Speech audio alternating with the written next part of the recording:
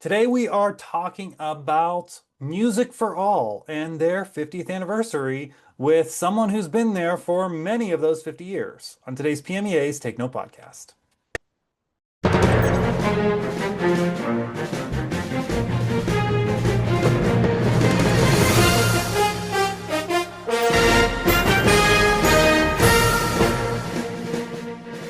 Well, hello, everybody. I'm Mark Despotakis, and welcome to this edition of PMEA's Take Note podcast. As we're here in December, the Christmas tree is up behind me, so we're a little bit in the holiday mood, and we're also celebrating what's coming to the end of one of music education's, I think, most important organizations, I guess is the right word. It's their 50th anniversary year. Music for All, and Music for All, of course, the parent of Bands of America, Marching Band Championships, and so many other things that I'm sure we'll hit upon today. So we're going to talk about the 50th today. We're going to talk about some other things. And I couldn't think of a better person to come in and talk about the 50th and all of that, but also her role in this. Cam Stasa, she is the Senior Director of Participant Relations at Music for All, coming to us from Indianapolis. Cam, thanks for being with us.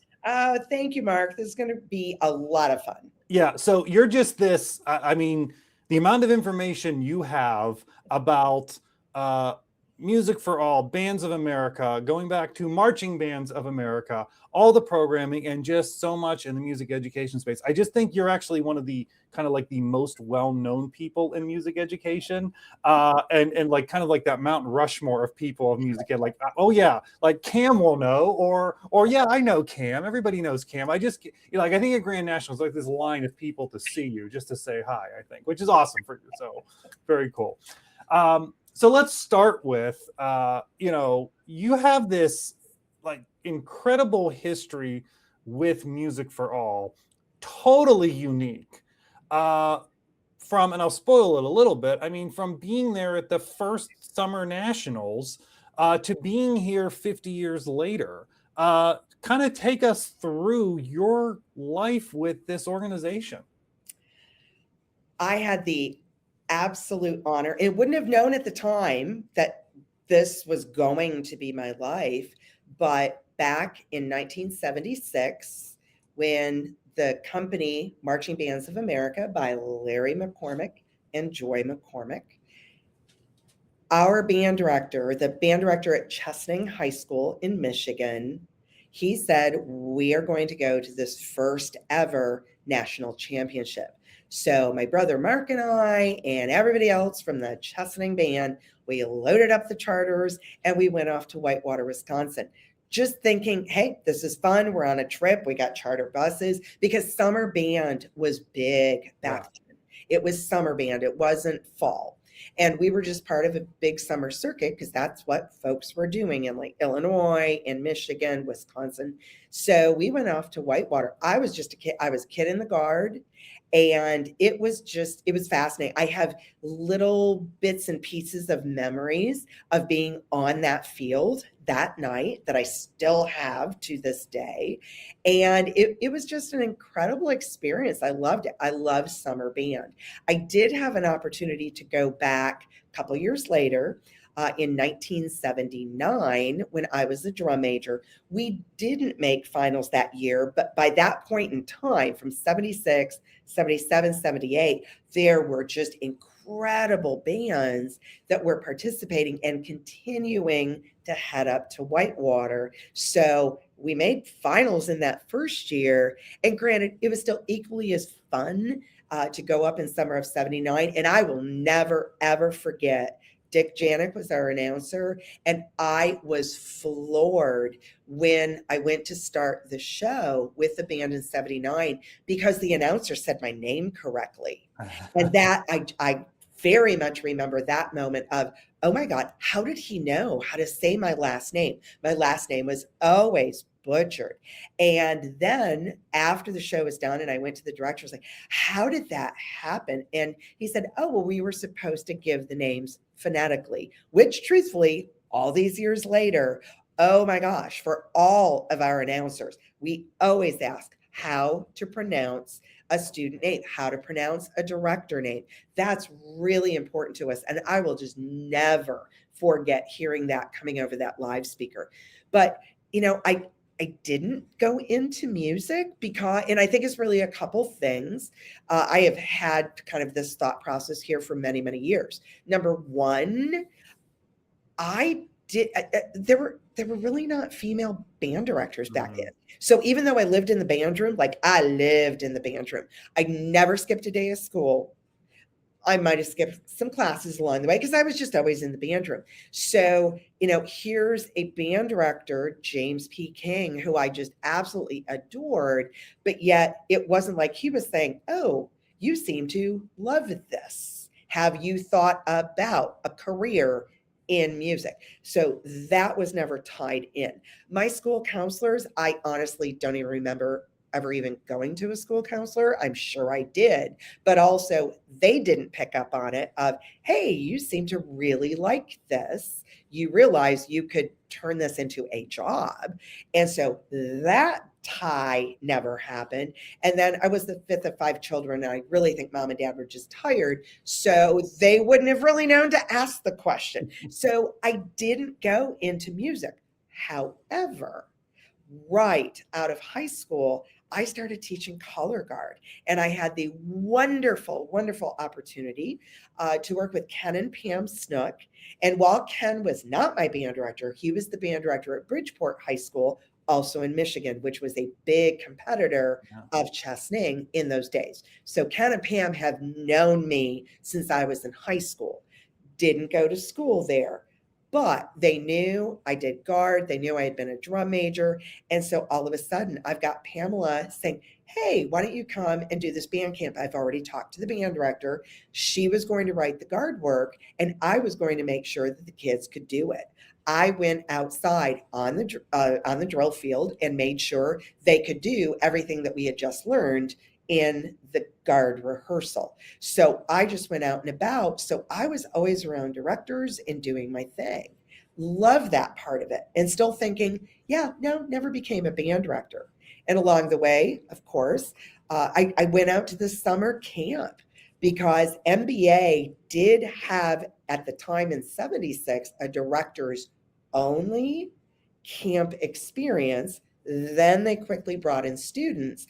But by the time I got out of high school, I had a chance to go out as like a young adult to learn more about color guard. So I did go out to Whitewater for camp now as a college student. And then shortly thereafter, I started judging. Scott McCormick then at that time was the CEO, and I had talked to him. Back then, we still had a guard caption. So I was out judging. And also, I started teaching at the summer camp in 1985. I taught beginning flag for 4 years, 85, 6, 7, and 8. And by that time, I knew Scott McCormick.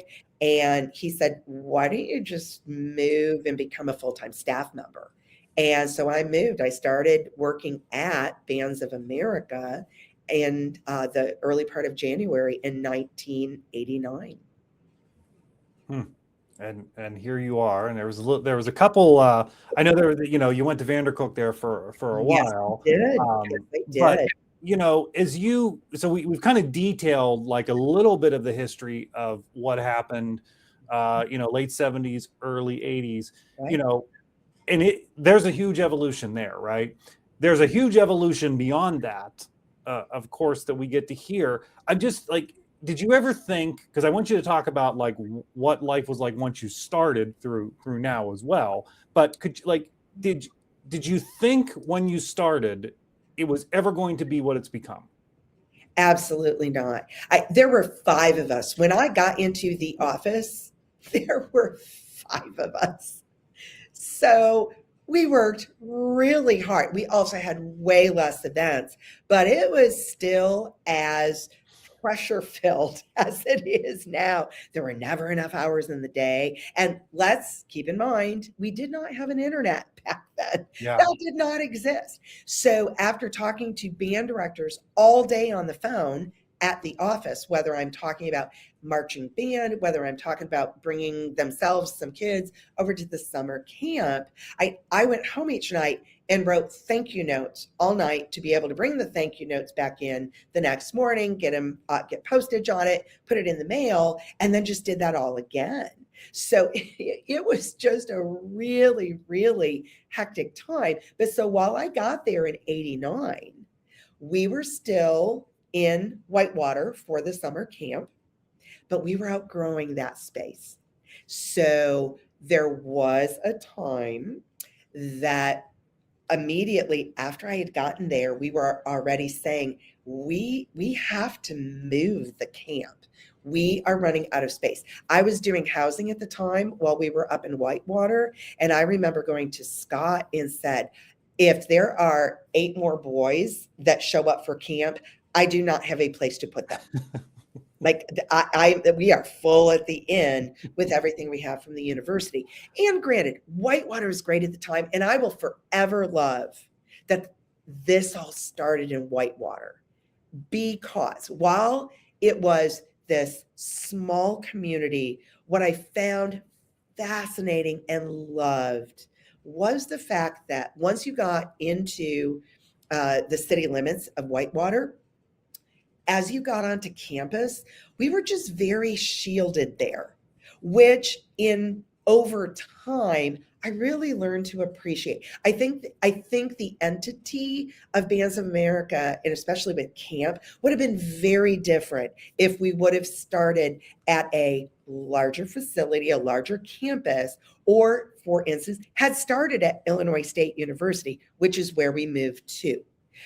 I say that because in Whitewater, once you got into the confines of campus, you didn't really think about the fact that there was a town like 2 miles away. Like we were just very insulated, which was really cool. And granted, when we did the move to Illinois State, which we needed to do, and now we had a gorgeous performing arts hall so we could bring in big concerts. We weren't just saying, hey, we're going to go build a stage and put some sound shells on the back of it. And hey, we're about to go do concerts in a gym, which is what we had been doing in Whitewater. So to move to Illinois State, it was great. But now, all of a sudden, as you were walking, even just in the student union, there were now a couple places that folks could go and grab lunch, even though lunch was included with participation in the camp. But all of a sudden now, folks would kind of shift over here a little bit. It's like, no, you need to come to my director lunches. Yeah. Come on over. Or we were very close to there was a McDonald's just down the street. There was a Burger King. There were just places that people could go. And so all of a sudden it's like, hold on. I need all of you to stay here on campus and close by when we're doing a director social. And I have access to directors to talk about what's happening at your program. How are things going? You've got like 12 kids here at camp. Tell me what's going on. So I'm forever, ever grateful that Whitewater, I think, was the perfect campus at the perfect time to have created this aura, because everybody was always together. Everybody was in the dorms. There are dorm stories that I really can't share because I don't know all of them, but boy, have I heard them from the clinicians that taught back in those early days. And I was like, oh, I don't think I want to know that stuff. But it created that aura. Once we moved to Illinois State, then we started to, as we gained more clinicians and it became a much bigger camp, all of a sudden we had folks who would go because of just who they were and the bigger dynamics. They were now staying in a hotel. And a hotel was not bad, but it really changed that dynamic. And granted, those folks should have been in a hotel, but in Whitewater, that wasn't where they stayed. So really am just grateful for the fact of where we started. And then when we moved to Illinois State, we just took that next big leap because now, my gosh, we were huge and there were so many things going on. And yes, the staff had grown, but we were still working as hard as we were back when we were a staff of 5. It was just more people, but more work to do. So it didn't really change of, oh, this should have been easier. No, it really wasn't easier, because by the time we hit the early 90s, we took off. Mhm. Scott McCormick was the visionary. He knew where he wanted to take this organization. I have said that to him over the years. I will always give him credit for that. He was the person with the vision. And we went, okay, here we go. And off we went. The 90s to me was just a really incredible time, because we were just growing by leaps and bounds. We were adding a few more shows for the marching band season. We added the National Concert Band Festival. We just went through these experiences of, oh my gosh, there's more things to do. In 97, we created an honor band that went to Europe. We had never taken children outside of the country. I was on that trip. It was fascinating. It was incredible. Then by 99, we took the honor band to Japan. I didn't do that trip because we had other things going on. So I had to stay and do a secondary summer camp that we had called BOA Express at that time down in Texas, because Scott and others were down over in Japan doing the international trip. So it was just really a time of exploding into all of these really cool experiences for kids and directors. Yeah, and I will say, to go back to something you mentioned before, my first exposure to BOA was in the fall of '94, Okay. West Virginia University, WVU. when we performed there. And that I'm a freshman in the band, right? Like, what do I know? We've been to a couple local competitions, but you walk into this stadium, which that is magical in and of itself. But like, Yeah. that you're absolutely right when you say the announcer is so key, because Chuck Henson and the joining us on the VHS tape, is like just kind of like immediately became legendary in our program, which it has in so many other programs over the years. And it's all part of this experience that you all created, and this consistency that you have done, you created. So that's really interesting. You talk about the explosion of everything in the 90s. Yeah. I didn't realize some of those pieces of the puzzle, because I look at kind of the explosion as later, because I guess it was like another explosion as you kept just, I don't know how you all do it, quite honestly, with going to the Tournament of Roses parade now, and the amount you've expanded the fall marching band season, how you've changed the national festival, and now how you've changed camp. I don't even know where to begin on those topics. I mean, it's kind of like, as another revolution of what it's done. And then what you do is, I'm just bragging on you all so you don't have to, I guess, like, as I look at when I come to Grand Nationals, or when I come to a super regional, and I see the little details from year to year that have been tweaked and made better, that, maybe somebody who's just there, this is their first time, doesn't realize it. But having, been there consecutively so many years now, and I see it, it's like, well, that's so smart. And they're just, they're taking the time to do those things, because I think, you just value the experience for everyone, from student to director to parent to anyone who's just coming to watch the show. Because for many of these kids, we might only see them once in their high school career. Mm-hmm. Like if a band director decides to come and participate, they're not all going to be freshmen. They're not all going to be one class or the other. Like, we've got one shot for that kid to participate with us, because that might be the senior class, and that's the first time the director is coming to join us. So it's never been that we're trying then to have all of these students, like, you're going to go on and be a band director, or you're going to be in the music field. It's like, no, we're going to make you, in our small way, great humans. Because number one, you're in a band program, or an orchestra program, or a choir program. Whatever program you are in, and I just strongly believe that this has just been in my heart and soul for years. The kids who are in these experiences, I think a music educator has got the coolest job on the planet. yes, are teaching a kid how to sing better, or, use the bow properly, or, play the trumpet better. At the end of the day, they're teaching them the life skills. Right. And these kids are not necessarily like, I need them to go out and be the doctors and the lawyers and the construction folks and the educators. And let's go through every possible job here. I want that child to have had great memories from us, because I have great memories. I would like them to remember this, and then remember the overall values that they learned to go out into the real universe. The world is really hard right now.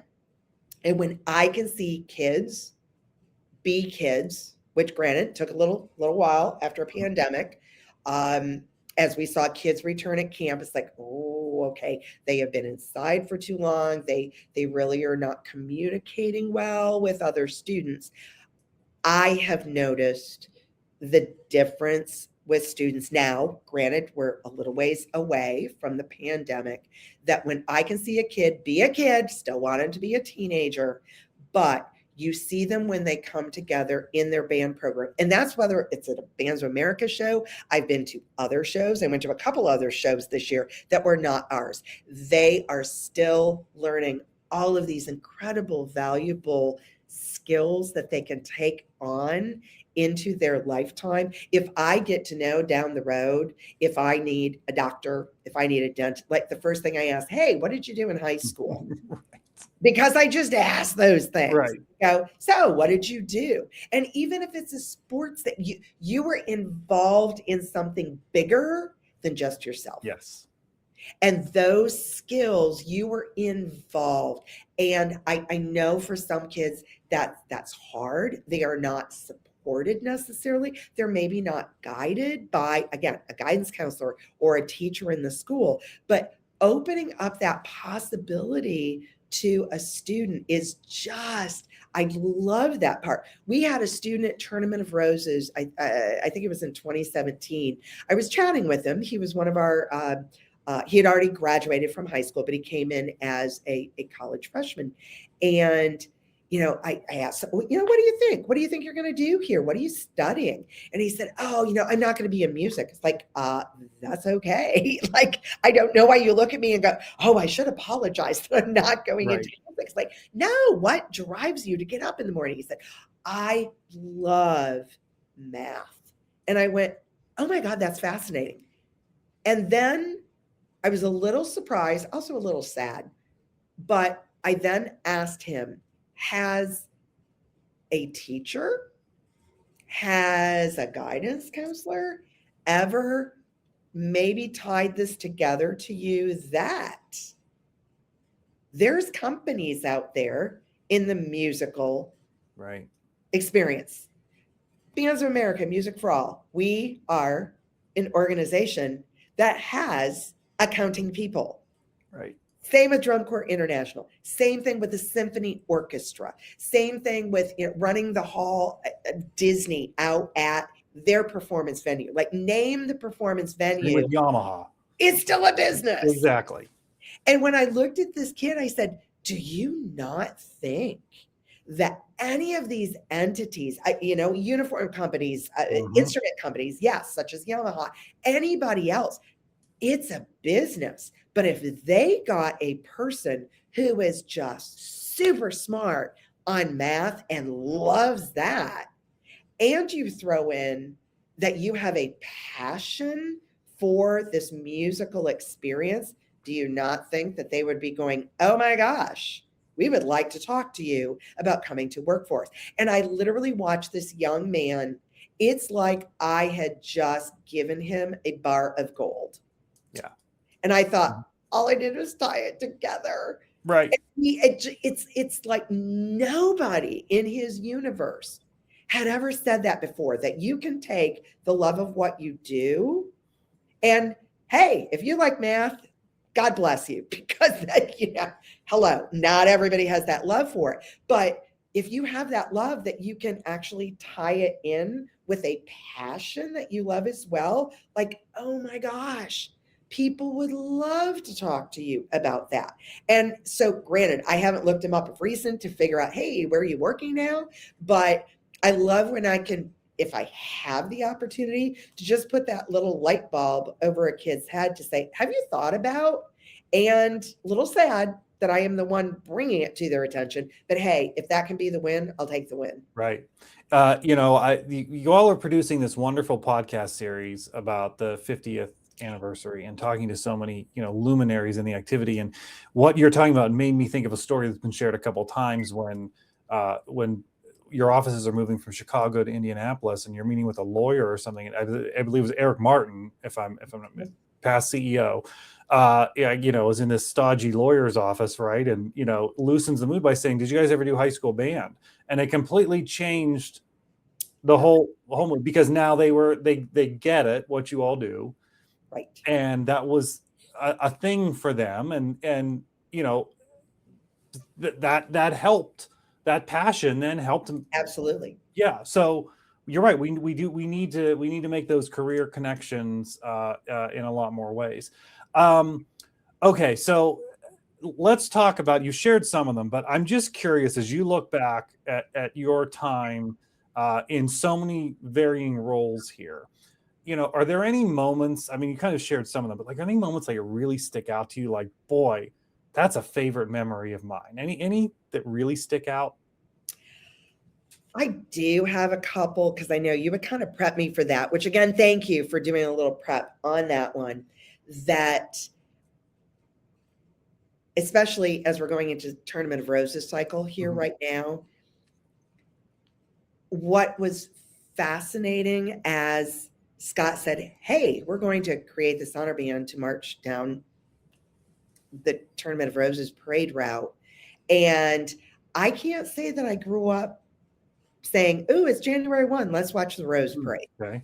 That was, and I know there's many households, it's like, oh, religiously, my gosh, we'll get up in the morning and we'll, make our hot chocolate and coffee and just sit in our jammies and watch the parade.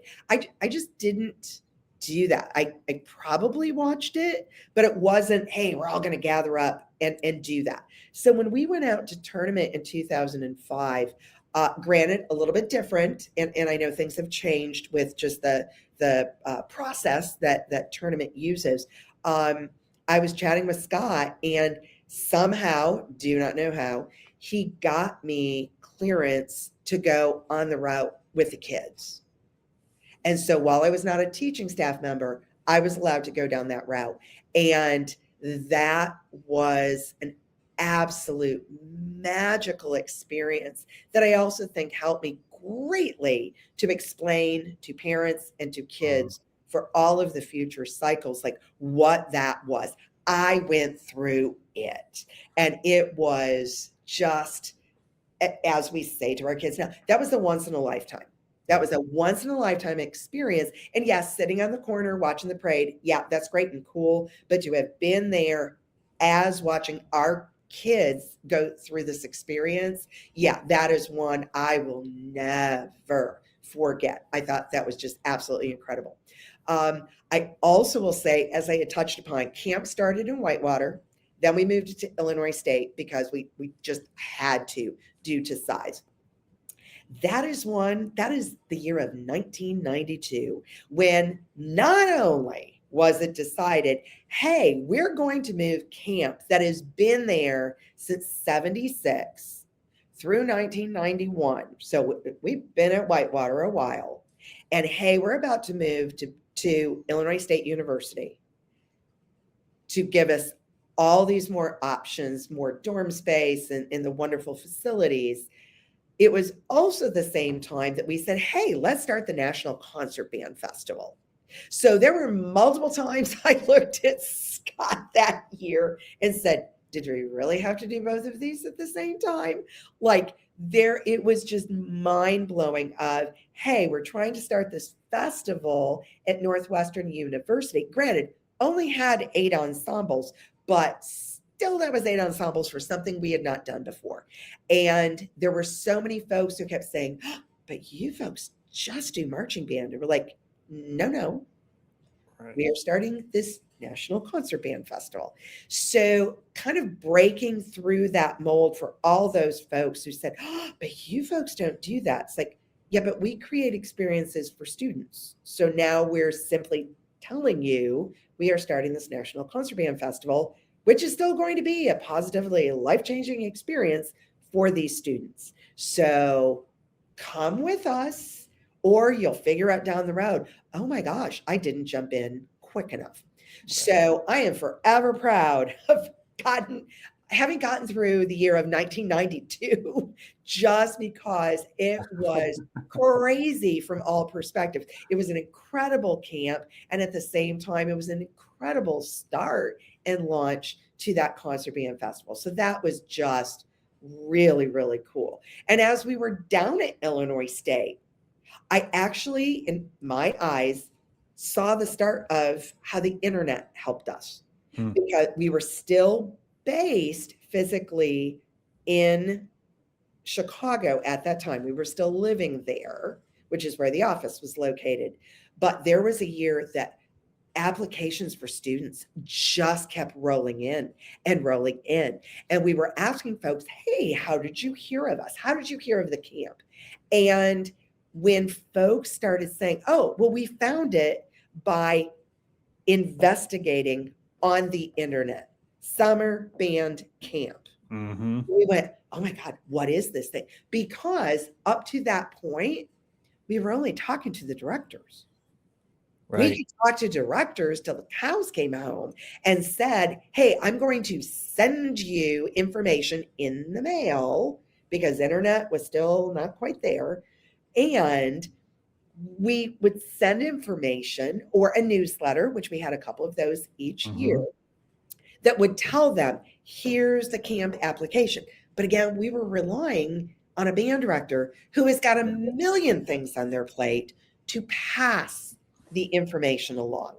So once we literally were able to kind of, in some ways, bypass the directors still got the information, but oh, hey, directors, you've got enough on your plate. We're going to now make sure parents who were asking questions about a summer camp, it just opened up the universe. And the year that we literally ended up with 1,602 children at camp. And I went, okay, that was really cool. And just realizing, oh my gosh, we have so much more to talk about now. And marketing change is like, we're talking to parents, we're talking to kids that are saying, hey, I want to come do this. And we weren't getting stuck in the bit of a bottleneck from a director who's getting loads of information about various camps, whether they're close, far away, 3-day, 5-day, whatever it is. Directors are busy. Directors have so many other things they need to do. So once we were able to kind of just skirt around that and say, we're still going to give you all the information, but a parent knows if they're looking for a place for their kid to go. And a kid's going, hey, I want to go to a camp. So a parent's going to look at their options. And when they could find that on their own, oh my gosh, golden.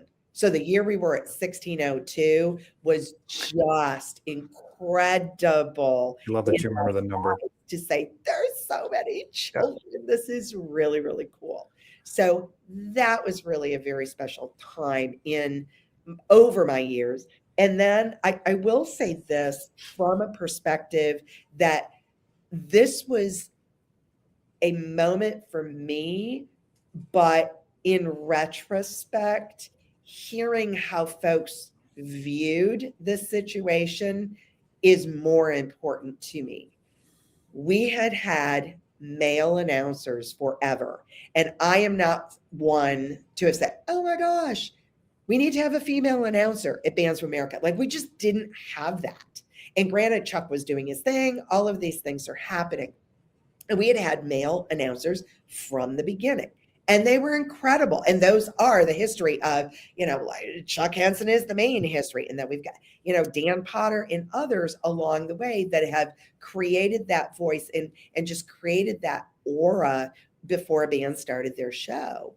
And I ask, granted, pre-pandemic, So I had already been announcing the Lake Park Lancer Joust in Illinois since the late 80s when Ken Snook was there. So I had been announcing a band show forever and ever. And even when I was still in Michigan and hadn't moved to Illinois, I was announcing the Michigan Color Guard circuit. So I had just been doing these things. I ended up with a radio and television bachelor's degree from Eastern Michigan University. So I was doing these things. And I finally had asked, I believe it was 2018,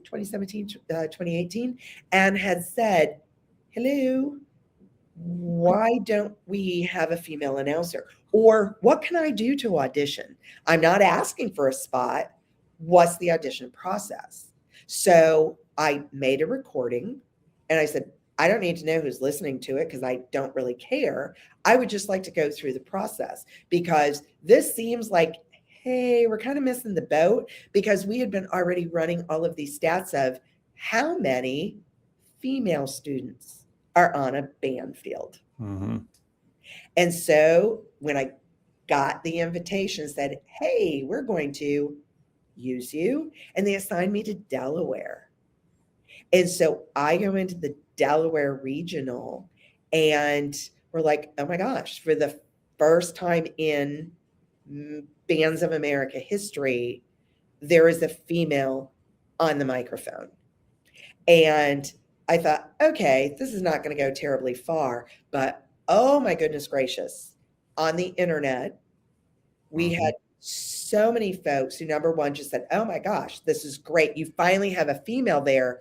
But when I was talking to the band directors, that was the important part to me. When they said, our girls in the band have never heard a female announcer. Mm-hmm. We don't get it at a home show. We don't get it at the show down the road that we go to every year. It's not done in our circuit. And they certainly don't hear it during a Friday night football game. So the directors who said and told me, our girls got off the field and said, oh my God, what was that? Yeah. We hadn't heard a female voice. And to hear that just, they had gone through Bands of America event, they had gone through their local events. They just hadn't heard a female voice. And I went, okay, now I am super excited about this, of just the fact they're hearing things that are just not normal. Yeah. It's not what is just out there. And maybe there's more of it than I'm aware of, but man, the directors that I had talked to said, my girls had never heard that before. And I went, oh, okay. And granted, it is just fun. I've talked with these directors, so I already knew them.